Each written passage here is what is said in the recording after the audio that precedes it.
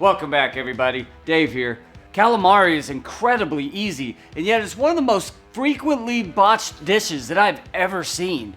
Why is that? And what steps should you be taking to make sure that it turns out perfectly every time at home? Well, I'll discuss that, as well as demonstrate 3 different ways to serve it.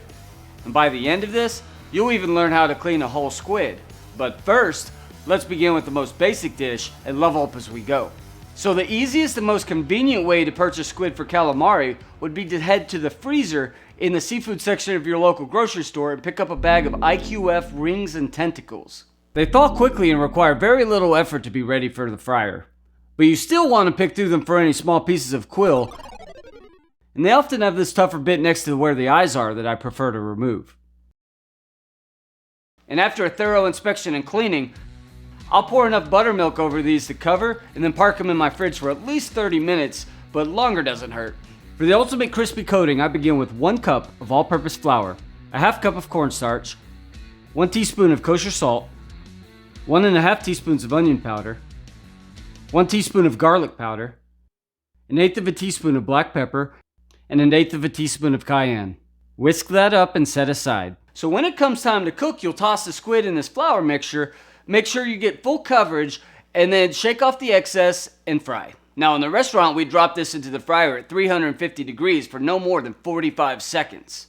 Any longer and it'll shrivel up and become chewy like a rubber band and become very, very unpleasant to eat. And 45 seconds is not a lot of time and can become a serious obstacle for the home cook. And the problem lies in heat retention of the oil. Even a small batch of calamari can reduce the cooking temperature by as much as 100 degrees, which creates a squid bath that won't allow for a crispy exterior before your delicious dinner becomes overcooked garbage that even the dog won't eat. But the big difference that sets a restaurant apart from cooking at home is that in a restaurant we use a deep fryer that has about 6 gallons of oil in it. So when you drop the calamari in, there's not a whole lot of heat loss in the oil. Whereas at home, you're using a couple of quarts. So unless you have access to a 6-gallon commercial deep fat fryer, you'll need to make the following adjustments. Number 1, use a large pot. This allows you to put more oil in without filling the pot more than 1/3 of the way. Why 1/3? To make room for expansion when wet food hits hot oil. Number 2, slightly higher starting temperature. I start my oil at 375 degrees so that when the temperature drops, it's not as drastic of a loss. Just be sure that you choose an oil with a high smoke point like peanut oil or vegetable oil, and use a fry thermometer so that you can make sure that your oil doesn't get too hot.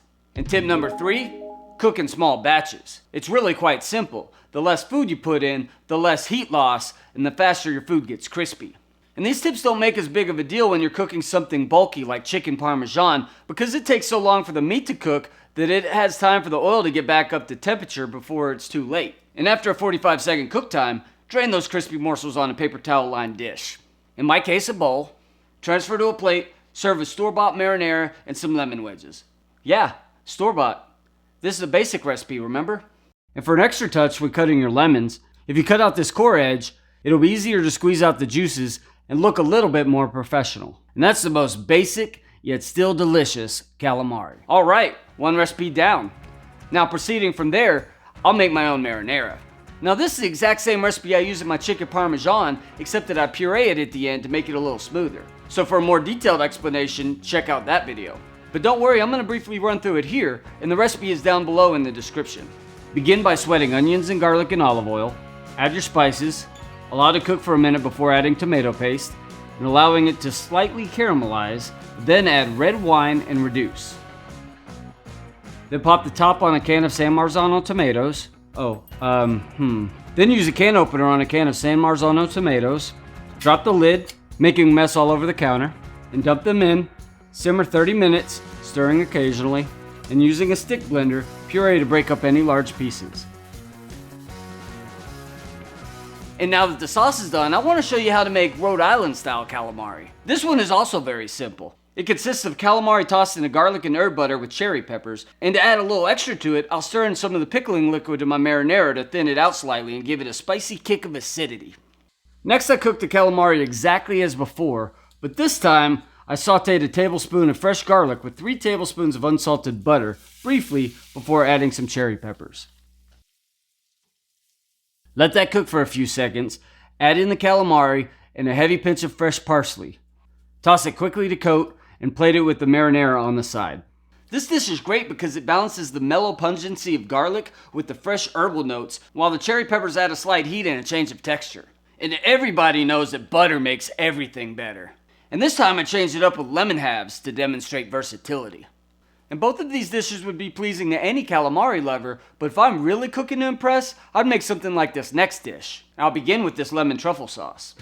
Into a medium bowl goes a half cup of mayo, 2 tablespoons of sour cream, 1 teaspoon of fresh chives, a half teaspoon of kosher salt, a half teaspoon of granulated sugar, 1/8 of a teaspoon of black pepper, a 1/4 teaspoon of white truffle oil, the zest of 1 lemon, and the juice of half of that lemon.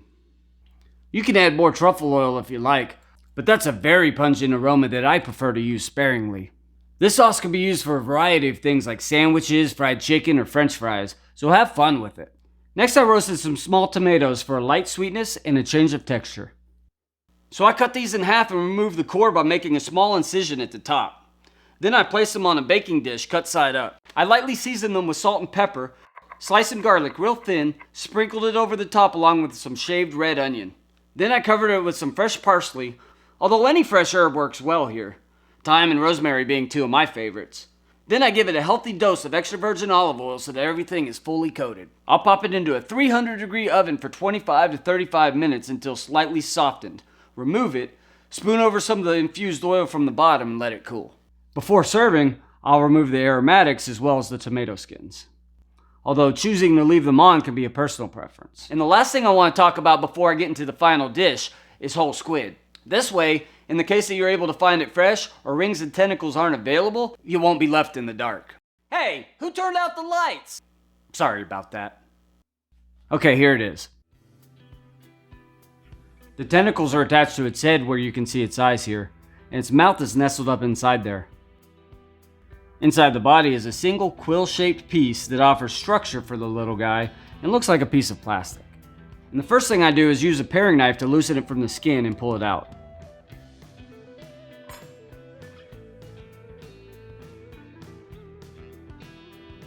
Then, working from the bottom, I squeeze up to loosen the insides and pull them out.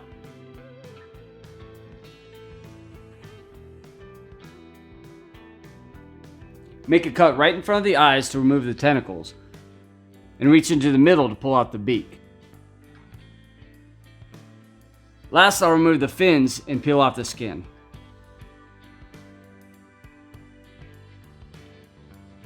And this is what you would expect if you bought what's called tubes and tentacles. To finish preparing them from here, simply cut the tubes in a 1/2 inch to 1 inch thick rings, depending on size. If the tentacles are really big, I'll cut them in half, but this is a good size, so I'll leave it alone. And now that you know how to clean the whole squid, I'll move on to the rest of the dish. And once again, I evenly coat them in the flour mix. Fry in small batches, beginning with the oil at 375 and trying not to let it stay below 350 for too long. Fry for 45 seconds max. Drain on paper towels. Enjoy a quick bite, but it's really hot. And time to plate. I took the cherry pepper fortified marinara from before. Did a little spoon and drag down the middle of the plate. Placed the calamari down the middle, slightly offset from the sauce. Garnish with tomatoes. A few pepperoncini scattered around for some spice. Torn fresh basil leaves. A drizzle of my lemon truffle sauce. And fresh grated Parmesan. Now that's a tasty appetizer. Calamari that's perfectly tender with a light crispy coating, rich tomato sauce, fresh basil. It's tangy, it's sweet, it's earthy. What more could you ask for? And another great way to serve calamari that an old mentor of mine taught me would be to toss it with some arugula, grape tomatoes, feta cheese, Kalamata olives, a little bit of extra virgin olive oil, and some pine nuts. But let me know in the comments if you have a favorite way to serve it. But that's all I've got for this video. If you enjoyed this and you want to see more content like it, go ahead and hit that subscribe button and I'll see you next week. But for now, I've got some calamari to eat. Bye. Now both of these dishes would be pleasing to any calamari lover.